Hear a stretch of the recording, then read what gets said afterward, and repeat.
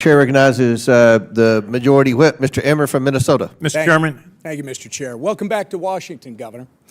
I'm going to run through a series of facts before I get to my questions, so let's get started. Governor Walz, you signed the Health and Human Services Omnibus Bill into law in May of 2023. That bill expanded Minnesota Care to provide free health care to illegal aliens. You signed the Higher Education Omnibus Bill into law in May of 2023. That bill allows illegals to have their college tuition paid for by the state. You signed the Driver's License for All Act into law in March of 2023, and that bill allows illegals to receive driver's licenses. So, you claim you're not a sanctuary state. You just provide free health care, free college, and driver's licenses to illegal aliens. One reason you're here testifying before us today is because you refuse to cooperate with ICE. While states like Florida and Virginia empower their law enforcement to detain and remove criminal illegal aliens, you, sir, have done just the opposite. Your Attorney General is directing law enforcement to ignore ICE immigration detainers. Do you agree with the Attorney General's guidance? Well, Congressman, it's good to see you again, and thank you for being here. First, I would say my job as governor of Minnesota is to make Minnesota the best state in the nation. Do you agree with the Attorney General's guidance? Congressman, what I would say on this is that Minnesota follows all law. I would say it's a very easy question. And again, if you claim you're not a sanctuary state, you just claim that you support policies. You're not a sanctuary state, but you support policies that prevent ICE from doing their job. Congressman, isn't that right? That is incorrect, Congressman. We follow the same laws when you were in the Minnesota House. The law has not changed, if you'll allow me, I've got limited time. Well, that's what you tweeted, by the way, sir. And on May 23rd, 2018, you tweeted, quote, "I support policies that keep law enforcement from enforcing federal laws," close quote. On May 17th, just this spring, at the University of Minnesota Law School's commencement ceremony, you said, quote, "Donald Trump's modern-day Gestapo is scooping folks up off the streets." When you said the words modern-day Gestapo, you were referring to ICE agents. Gestapo, by the way, sir, was the official secret police of Hitler's Nazi Germany. So you're calling ICE agents modern-day Nazis.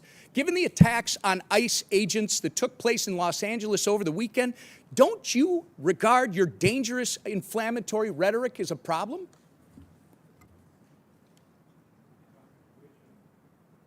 The questions do you want me to answer first? So, sir, it saddens me that you refuse to express regret from comparing ICE to Nazis. ICE agents are brave Americans who get up every morning, leave their families, and put their lives in harm's way to protect our country, sir. You, at the very least, owe an apology to these dedicated public servants. I will say, sir, inflammatory rhetoric such as yours and the other governors on this panel is responsible for putting a target on the back of every ICE agent who is risking their life to protect our communities. Minnesota is all too familiar, by the way, with the chaos that ensues when you refuse to work with law enforcement to enforce the law. In May 2020, looting, acts of violence, and arson occurred on your watch in Minneapolis after you refused to bring in the National Guard. Governor, your agenda is clear: free health care, free college and driver's licenses for illegals while handcuffing law enforcement when they're trying to protect our citizens and their communities. If you think that's not a sanctuary state, you shouldn't be governor. By turning Minnesota into a magnet for illegals, you have opened up our communities to dangerous criminals, including known terrorists, gang members, murderers, and child predators. You have sent a resounding message that if you're a hardworking, law-abiding citizen of Minnesota, your safety and well-being are not the priorities of Tim Walz and his administration. But if you're coming to our state illegally, you're not only welcome with open arms, you're entitled to free stuff on the taxpayer's dime. This is absolutely disgraceful. Governor Walz, your sanctuary state agenda has been defined by your utter failure. You have failed to enforce the rule of law. You have failed to uphold our national sovereignty.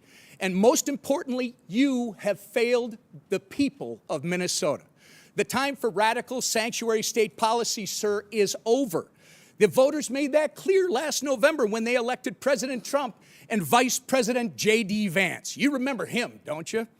Governor, the time for real leaders and real leadership is now. And with that, sir, actually, Mr. Chairman, I ask unanimous consent to introduce into the record the governor's tweet that I referenced from May 23rd, 2018, which makes it clear his hatred for federal law enforcement. Thank you. Without objection, so ordered.